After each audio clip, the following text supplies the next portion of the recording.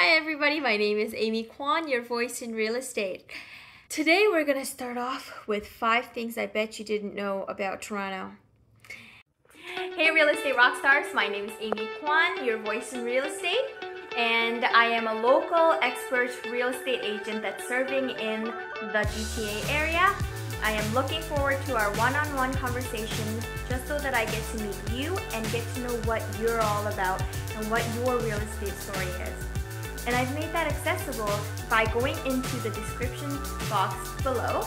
You can go ahead and click on the link below. That will take you right to where you can book a time slot with me one-on-one via Zoom call. And I'm looking forward to meeting you, and let's not waste more time but dive back into the video. Chat soon. Bye. Okay, so number 1, we're gonna start off easy, is Aga Khan Museum. You might have heard of it, and it's a pretty famous one here, and people go to the museum to check it out. But here we go. So Aga Khan Museum is situated in Toronto, and it's one of the only museums in North America dedicated to Islamic art and culture. It features an impressive collection of artifacts, manuscripts, and arts from various Islamic civilization. And there's actually quite a few friends of mine that say that, oh yeah, we know that museum, blah, blah, blah, and we're talking about it. And a lot of people haven't been.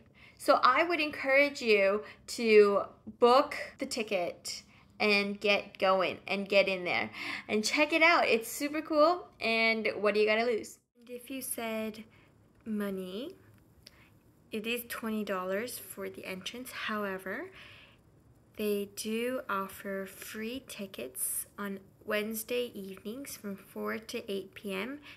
I believe it was featured by PMO. So you can take your date, you can take your family there. Now, number 2 is the Lost Rivers. You're thinking, what the heck is she talking about? The Lost Rivers here I am talking about are natural waterways that have been basically abandoned or unused because of urban development.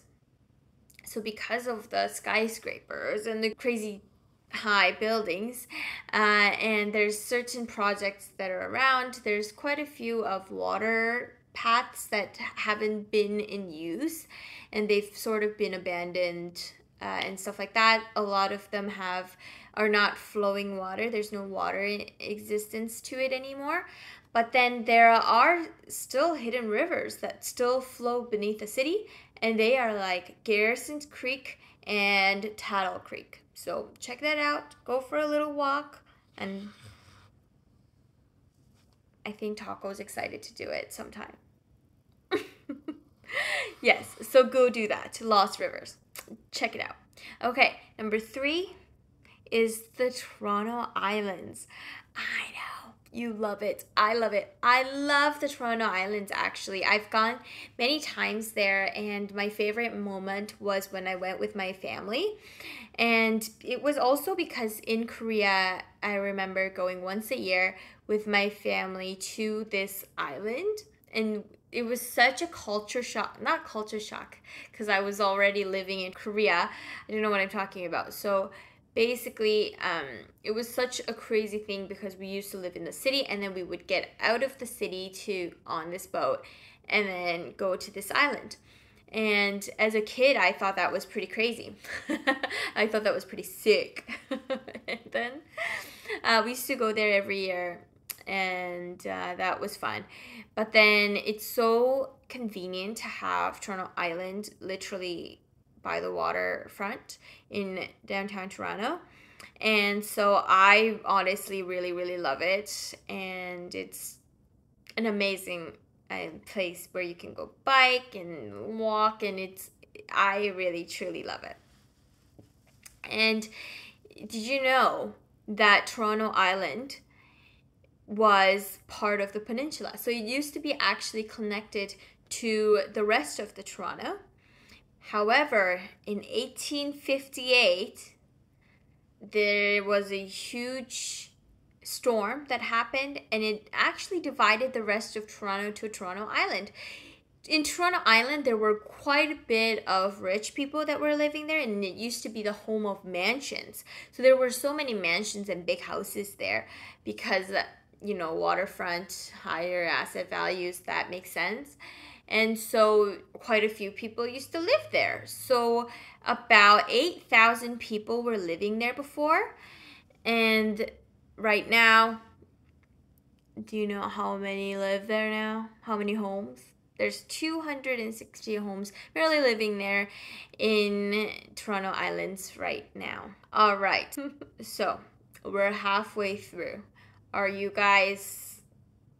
Number 4 is Toronto Maple Leafs home. Of course, we know this is like one of the biggest things that my friends look forward to and people look forward to when they're living in Toronto. Toronto Maple Leafs and the hockey game. You're at the game and you're listening to it. The thrill, the drama, like people just love that. And so obviously Toronto Maple Leafs, there's so many people that love it. But did you know that it is one of the original 6 NHL teams? They've been playing home games at the Scotiabank Arena, but since 1999. And it's basically been there for 24 years. So, in case you didn't know, it is what it is. Alrighty. Next, number 5. Is Beta Shoe Museum. If you are into the culture of fashion, if you love fashion and you love shoes, you should go check out this shoe museum.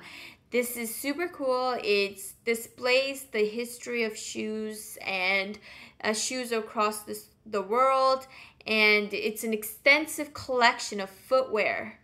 And if you love it, I would say that it's worth checking out. Beta Shoe Museum.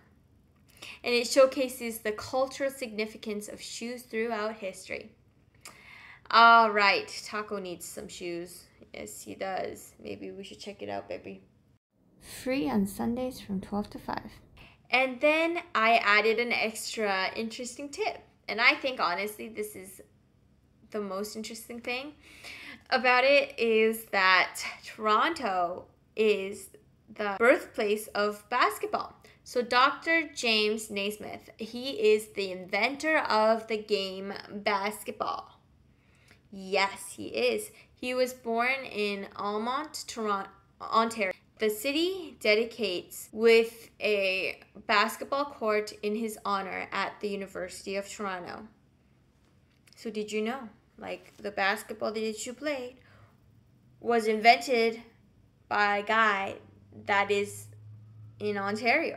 That is super cool. Yes, it is. I know that there's a few people that say Toronto is boring, but I find that there's so much beauty in Toronto, and these little quirks and these little histories make it so much more interesting. And next time you go out and you see an Aga Khan museum, because it is right downtown, or the next time you play the basketball, or the next time that you're watching the Maple Leafs home, next time next time you see a shoe, okay, you feel that linkage with Toronto and how Toronto has contributed or has places that you can check out. So I hope that was very helpful, and that you got to see Toronto in a better light. And if you do already see it in a better light, to see it in the best light. And I hope that video was helpful and that you found that fun and exciting. And I cannot wait to see you again in a few days for another video. And until next time, annyeong! 29 and I find myself wondering what did happen to the last 10. I ran away with my life, fast forward, never turn back again.